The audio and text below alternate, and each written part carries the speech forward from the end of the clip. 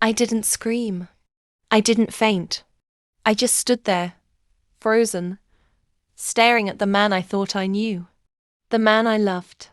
The man who had blood on his hands and authority in his voice that made grown men kneel. Luca didn't chase me. He didn't shout my name.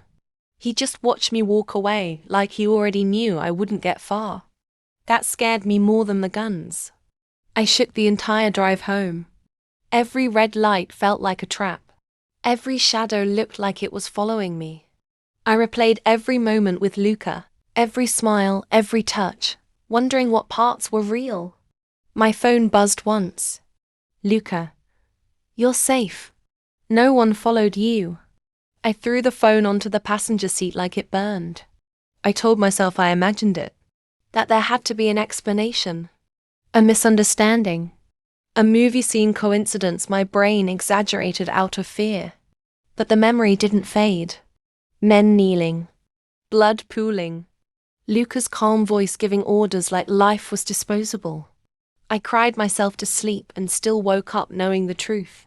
Luca didn't come to my apartment, didn't send flowers, didn't demand answers. He waited. 3 days later I went to him. Not because I forgave him, but because unanswered questions are their own kind of prison. I won't stop you from leaving, he said quietly when I arrived. But I won't lie anymore. That was the first honest thing he'd ever said. He told me everything. Not dramatically, not proudly, like a man reciting a sentence he'd already served in his head. His family, the inheritance of violence, the choices he made to survive, the enemies who would kill him and me without hesitation. I didn't choose this life, he said, but I choose you. That terrified me more than the guns. I told him I couldn't be part of his world. That love shouldn't come with bodyguards and exit plans. He nodded. That's fair. Then he added, but walking away won't make you invisible. You already matter to me. I realized then love wasn't the danger. Visibility was. The guards came first, then the rules. No routines, no public locations, no posting online. I hated it. Hated how small my life suddenly felt. Hated how normal things became dangerous just because of who loved me. And I hated myself most of all for missing him anyway. A woman was mentioned in passing, someone Luca once cared about. She didn't listen, he said quietly. She thought love was enough. The way his jaw tightened told me everything he didn't say. That night, I realized this story didn't guarantee a happy ending. I didn't stay because of passion. I stayed because leaving didn't feel safer. If his enemies could reach me without him, then at least with him I had protection, truth, and eyes watching my back. I'll stay, I told him. But I don't belong to you. Luca nodded.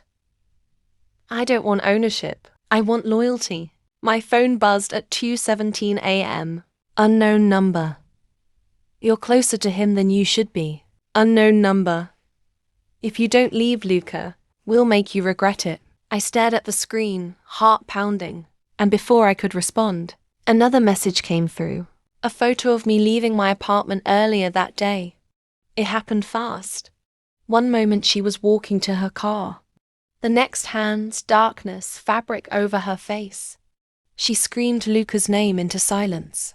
By the time the door slammed shut, Arielle understood something terrifying.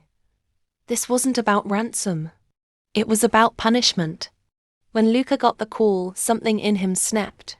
No negotiations. No patience. He mobilized everything men, weapons, alliances burned without regret. If saving Arielle meant tearing down his own empire, so be it. Love had finally chosen for him. They tried to scare her. Threats. Silence. Cold rooms. Arielle didn't beg. Didn't cry. She held on to one truth like armor. Luca would come. Not because he owned her, but because he loved her. And that made her stronger than they expected. The rescue was violent, precise, unforgiving. Luca walked through blood and gunfire, like a man with nothing left to lose. When he finally reached her, Arielle was shaking but alive. She touched his face and whispered, "This ends now." Luca knew she wasn't asking. She was demanding.